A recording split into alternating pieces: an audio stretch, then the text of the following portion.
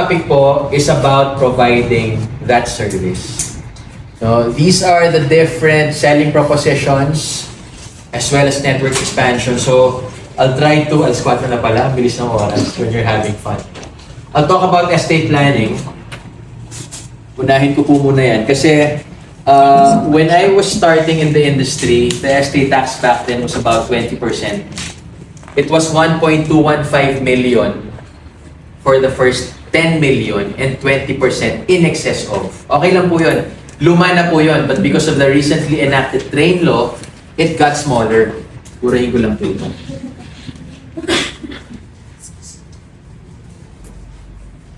So ano po bang estate planning? May naka-attend na po ba ng estate planning? Yun. Okay, good. In my past, ano po kasi, if you know Attorney Angelo Cabrera, he's the author of the book Thy Will Be Done. I got certified po with this program. So I'm a certified estate planner with Attorney Angelo Cabrera. Dati po nakakasama ko siyang mag-fly sa Cebu kasi hinawakan ko rin po yung Visayas Mindanao. And I've learned so many things from him, one of which is this. No, excluding the family home, all of our real assets, be it beach house in Batangas, be it condominium in BGC, lahat po yun will be subjected to estate tax, excluding the family home. So kung meron po kayong properties apart from the family home, it's named after you right now. Once you are taken out of the picture, your family or your next generation, your children, will have to pay BIR 6% in estate or transfer taxes. Okay. What if the property that we're talking about is 10 million now? What do we think is the probability that that 10 million will stay the same in the next 10 years? Posible po kasi ang 10 million na property ngayon ay maging 20 million in 10-15 years when we're taken out of the picture. Which means, for a 20 million real property, how much should our children have as liquid assets or cash so that they'll be able to have the property of the patriarch transferred to them? It's 6% po. And that's about 1.2 million. So, syempre po, ako naranasan ko to yung nanay ko, na-witness ko po na yung inana nila property sa Mindoro. Actually, hanggang ngayon po, nagkakagulo yung... Kasi, pag namatay yung patriarch, ang legitimate or next of kin would be the immediate. Pero if hindi pa rin nasa-settle yung transfer nun, ang magiging next of kin would be the third generation. So halimbawa, patriarch, may 8 anak, tapos hindi pa rin naayos na settle, yung 8 anak na yun pwedeng 20 plus yung apo. Ngayon po ganun kami, 20 plus kaming nagkakagulo-gulo. Simply because the patriarch had no one to talk to him about estate land. No? So napaka-importante po ng role natin as Alliance Life Changers to create the awareness that if the patriarch or the matriarch does not prepare for this eventuality, it's costly to solve that future problem in the future. But if they solve it now, mas makakabuo po sila. So what question should we ask our high net worth clients? No? It can be, sir, try nyo i-uncover kung ilan yung properties nila. Like, when I went to Bulacan, I had a client had 30 properties. May condo, mixed use, iba-ibang properties niya. Tapos in-uncover ko kung sa kanya ba nakapangalan. Kasi kung sa kanya nakapangalan, at risk yun for estate tax. Ang risk naman, if it's transferred prematurely, no?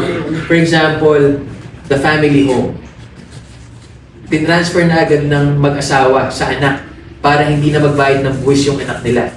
Ang risk naman nun, like one horror story, I don't know kung narinig nyo na po to, a Chinese dad nominated, tinransfer niya na yung ownership sa anak niya. Okay naman, the first couple of years. The son got married, eventually had a car accident. Sino na po ngayon ang may-ari ng bahay na tinitirhan ng matandang mag-asawa?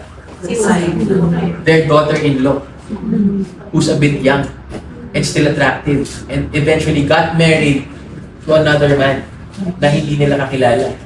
They were eventually shooed away from their own home simply because they were trying to get away from the estate tax. So, the proper way to do it po is through you offering Optimax our single pay product. Kaya po yung mga na bubuk po natin na single pay, it's positioned as a wealth accumulation, wealth preservation, wealth distribution, and wealth accumulation tool. I'll show you how po. No? Medyo bibilisan ko na lang ng konti. Baka... So, ito po yun. This is an example of an actual client. No? So, ito pong client na to, marami po siyang property. So, we want to make sure that should something happen to that client, the next generation would have 28 million. Naglagay po siya 20 million. The policy got approved. Kita po ba? Yes, sir. The policy got approved October 10, 2022, around 15 months ago. 15, 16 months ago. So, if this 20 million po was in the bank, no?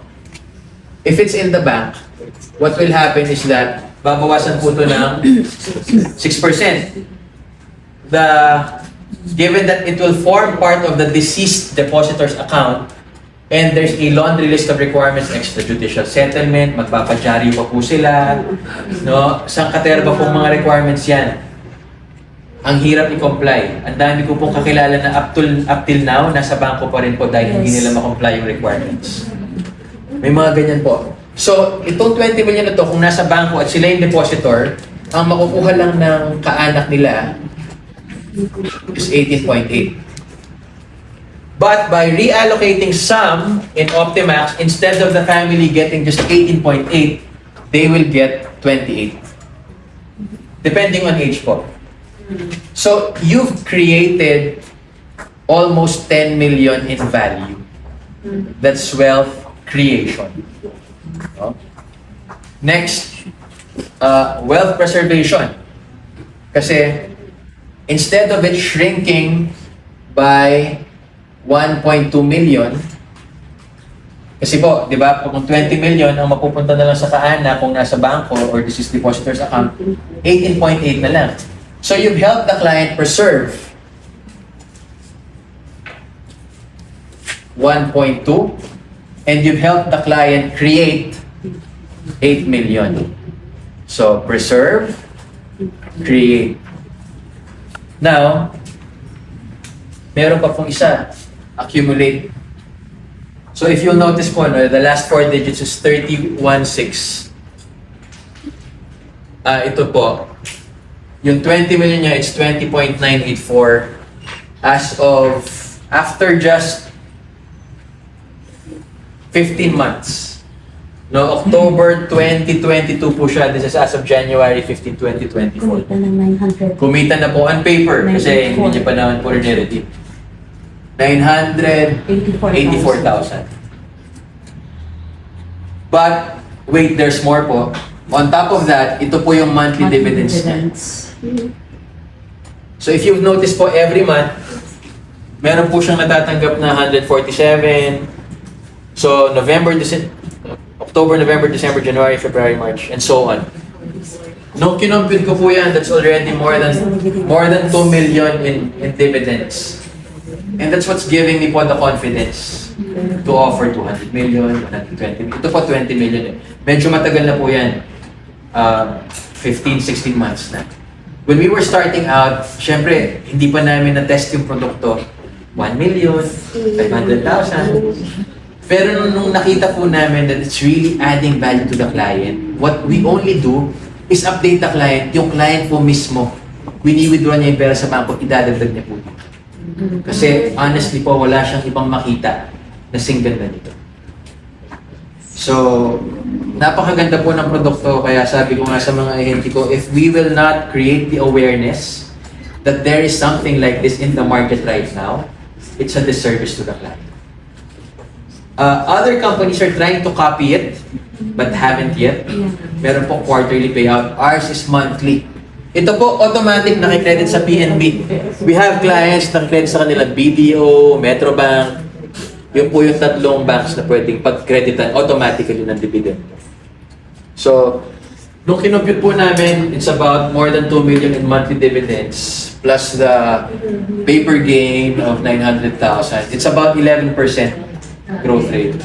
So if you are to compare it with a bond product or time deposit or UITF or it pales in comparison po versus our Optimax. On top of the fund being preserved and you also get to pay. So wealth accumulation, wealth preservation, wealth distribution pa po. Kasi if it's in the bank, it will be free for all. Nagiging cost pa po yan ng hidwaan, tampuhan. No, in a typical family, minsan merong anak na dominante, may anak na tahimik. So pag wala pong clear distribution plan, the patriarch is like putting his children in a boxing arena. Kulang na lang, bigyan niya ng gloves para mag-boxing. So by offering our innovative single premium as a wealth management solution, again, we're not selling. We're just merely creating the awareness to our clients that there is something like this in the market right now, which will help that client solve future problems today. Dito po yung commission, it's 3%. So, kumbaga, if you don't want to work hard, you work smart. If you're an agency partner, you earn 600,000 from this. It's 3%. If you're an agency leader, 750. Kasi may self-over. So, yun po. Plus, ako, pag naririnig ko po yung ibang ahente ko na ang treatment sa kanila ng kliyente nila na bumili niya, napakaganda. Ang tawag BFF. Kasi happy po yung kliyente. Pag happy yung kliyente, yung relationship po nila with the agency partner is enhanced. And syempre, pag happy yung kliyente, happy yung agency partner, happy rin tayo as leaders. Yun. So, Allan, may the fund. What kind it's ano po, it's a peso hedged global real asset dividend paying fund. Ito po siya. When I research po the underlying assets, these are what we call sticky companies. Sticky in the sense na magkaroon man po ng pandemya, ng gera, tatangkilikin pa rin po yung mga produkto na nakapaloob sa fund na yun. Kasi water company in Italy, the top telecoms company in Europe, Vonovia SE, Enel, Calanova. kaya yung sa Portugal na telecoms company. So water, sustainable energy, meron po sila mga wind farm, solar farm, mga ganyan. Vonovia. So, magkaroon man ng gera, kailangan pa rin natin ng kuryente, ng tubig.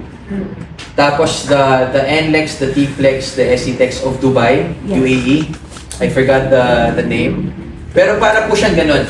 Kumbaga, yung expressway ng United Arab Emirates connecting Dubai to other Emirates. So, syempre, kahit po magkaroon ng pandemya, kailangan pa rin ng kalsada. So, ang tawag po ng fund manager natin dyan, sticky companies, because no matter what the situation is, the companies in this fund will still be patronized. Tatangkilikin pa rin po. Kaya personally, I'm really confident to offer these kinds of investments to clients, especially those with long-term investment horizon or a portion of their portfolio that they intend to eventually distribute. Kasi a typical high net worth client po, hindi naman lahat ng pera nila sila yung uubos. Kadalasan po, 10, 20, 30, even 50% of their own cash is intended for eventual distribution. So the way to go about it lang po is to perform the liquidity management. Ito po medyo fancy lang pakinggan, pero simple lang po siya. No, again, estate planning, it's basically computing 6% of liquid and real properties of the matriarch or patriarch. So kung padre di pamilya po ako, lahat ng pera ko sa bangko, lahat ng ari-arian ko, kakaltasan po yun ng 6%. bago malipat sa mga anak ko. No, ang risk naman, again, if I will transfer it prematurely, my son might sell it, or might, God forbid, no? Or kung naka-end-or na po yun sa bangko without my signature, pwede niya na pong i-withdraw yun. Kaya may risk din. Kasi some clients would say, hindi, Allan, naka-end-or na kami. Naka-or na. Okay naman yun. Pero what if nagipit yung anak without your knowledge, bigla na di ba, Sir Marvin? As a banker, ano po yun? Talagang possible yun. When my mom passed away due to COVID po, friend ko naman yung area head ng BPI. I sought her help. She emailed the bank manager of BPI Angeles branch. So I thought, dahil kaibigan ko naman yung boss ng bank manager, baka i-wave, baka maging madali. Nung nag-reply, ganun pa rin.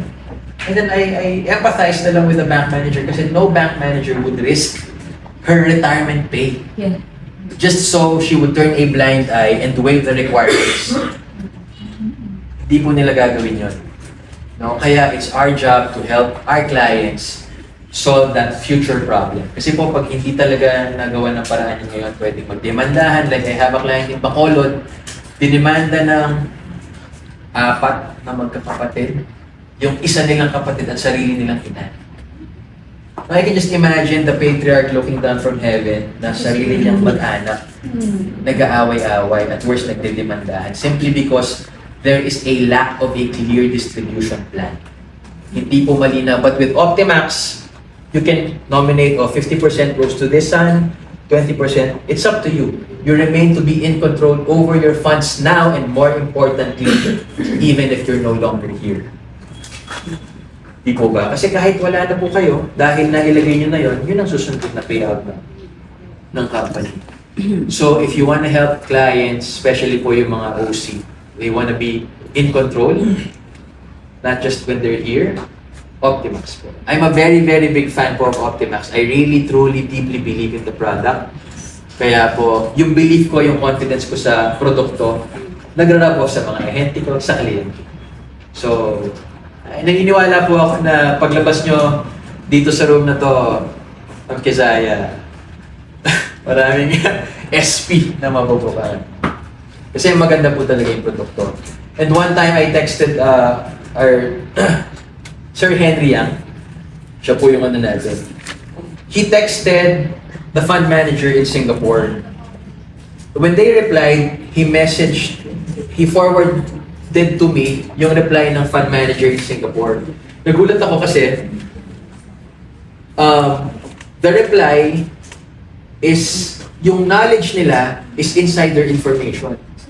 And nung binasa ko ulit, kasi it makes sense eh. Dahil Allianz po operates in 77 countries globally. Just imagine all of the clients in all those 77 countries with one fund manager, meron pong economies of scale. Kasi they're exerting the same effort managing a bigger basket of funds. So, nakakatipid po sila sa operational cost and that savings can eventually be passed on to the client. On top of that po, dahil napakalaki ng fund na minamanage nila, even if they will just put 0.5% of the pooled fund, they're like shareholders of Tesla. Kasi po, they can sit on the board of Tesla.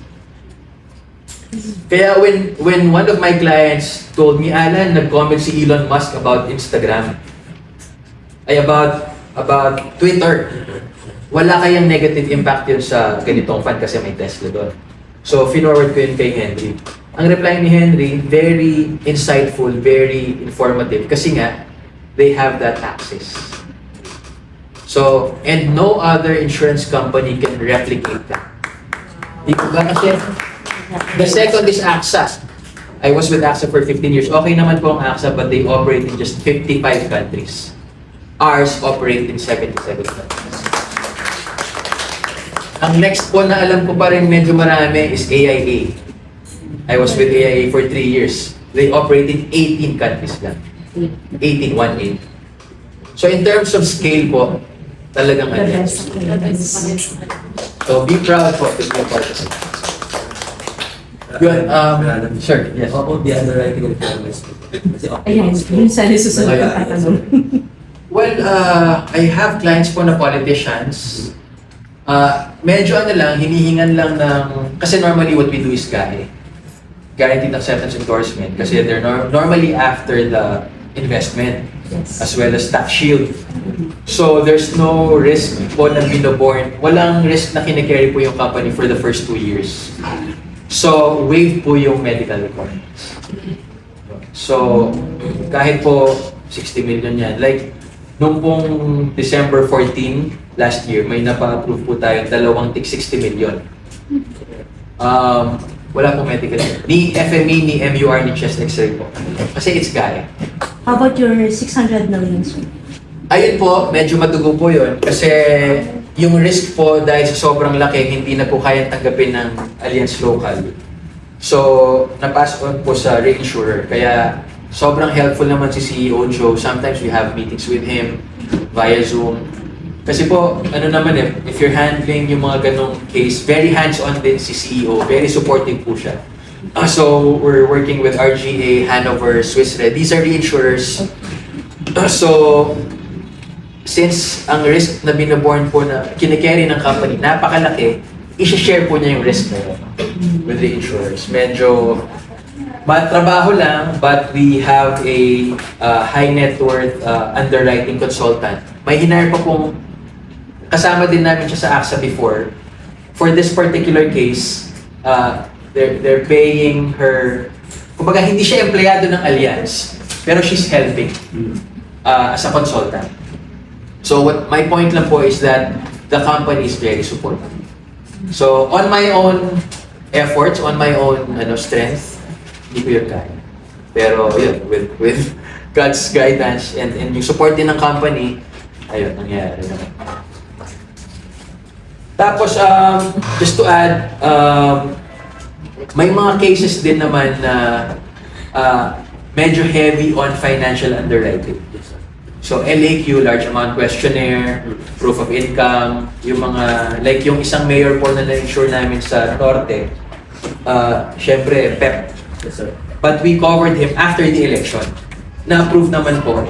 But we just complied with yung gas station niya, yung mga documents po na ITR, AFS,